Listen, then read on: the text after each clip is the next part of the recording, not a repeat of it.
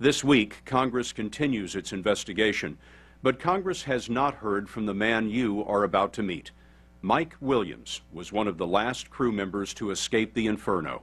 He says the destruction of the Deepwater Horizon had been building for weeks in a series of mishaps. The night of the disaster, he was in his workshop when he heard the rig's engines suddenly run wild. I hear the engines revving. The lights are glowing. I'm hearing the alarms. I mean, they're at a constant state now. It's just beep, beep, beep, beep, beep, beep, beep. It doesn't stop. But even that's starting to get drowned out by the sound of the engine increasing in speed. This is the Deepwater Horizon in the hours before its destruction, the night of April 20th. Ironically, the end was coming only months after the rig's greatest achievement. Mike Williams was the chief electronics technician in charge of the rig's computers and electrical systems, and 7 months before, he'd helped the crew drill the deepest oil well in history, 35,000 feet.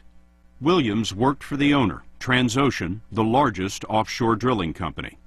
Like its sister rigs, the Deepwater Horizon cost $350 million, rose 378 feet from bottom to top, both advanced and safe.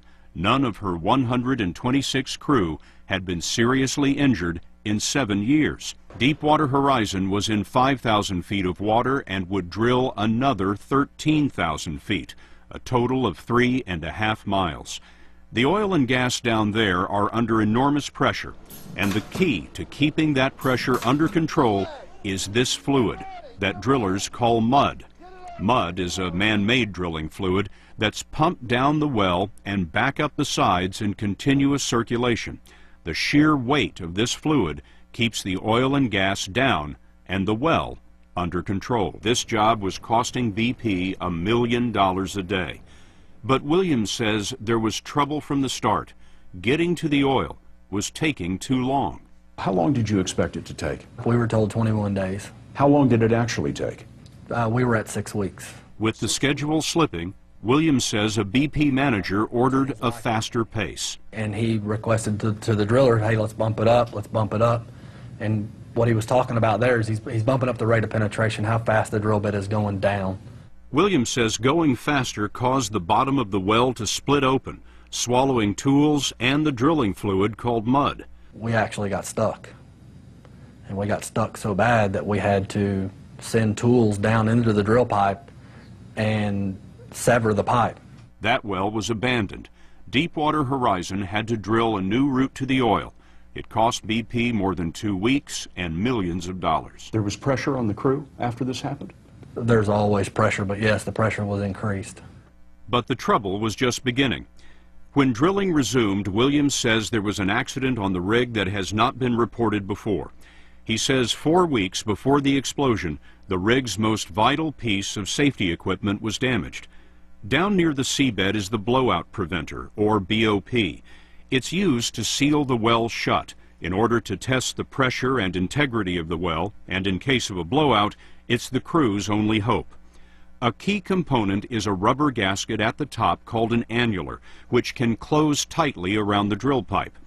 Williams says that during a test they closed the gasket, but while it was shut tight, a crewman on deck accidentally nudged a joystick, applying hundreds of thousands of pounds of force and moving 15 feet of drill pipe through the closed blowout preventer. Later, a man monitoring drilling fluid rising to the top made a troubling find. He discovered chunks of rubber in the drilling fluid. He thought it was important enough to gather this double handful of chunks of rubber and bring them into the driller shack. I recall asking the supervisor if this was out of the ordinary. It's no big deal. And I thought, how can it be not a big deal? There's chunks of our seal is now missing. In the hours before the disaster, Deepwater Horizon's work was nearly done. All that was left was to seal the well closed. The oil would be pumped out by another rig later.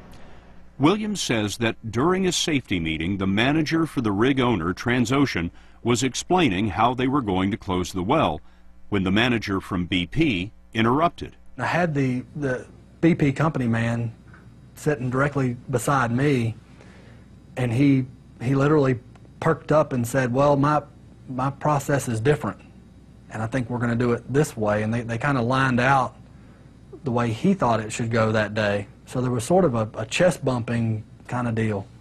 The communication seemed to really break down as to who was ultimately in charge. The day of the accident, BP flew several managers to the Deepwater Horizon for a ceremony to congratulate the crew for 7 years without an injury.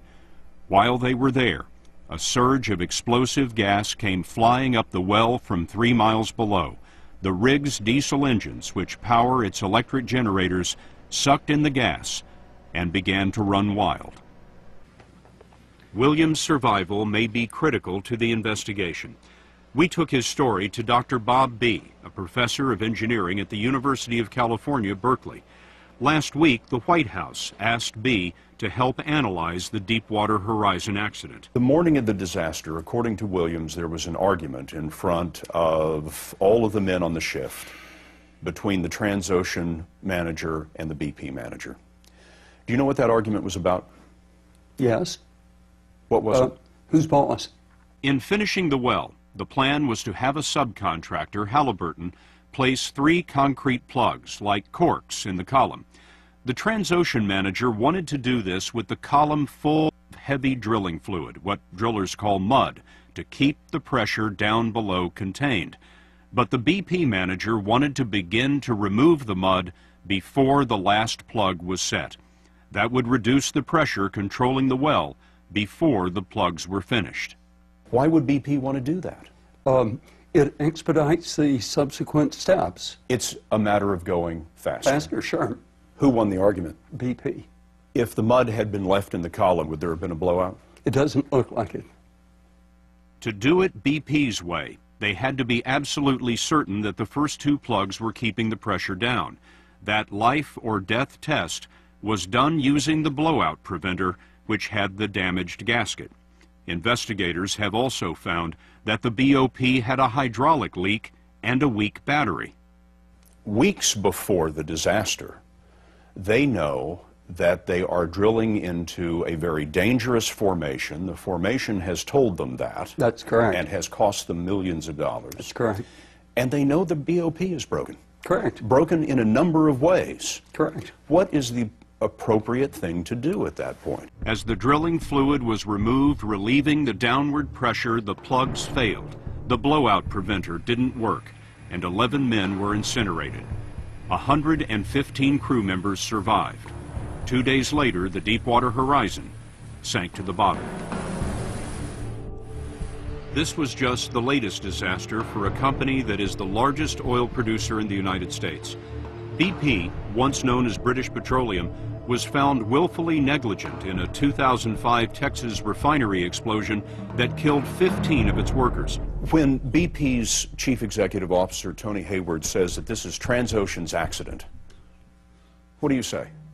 I get sick.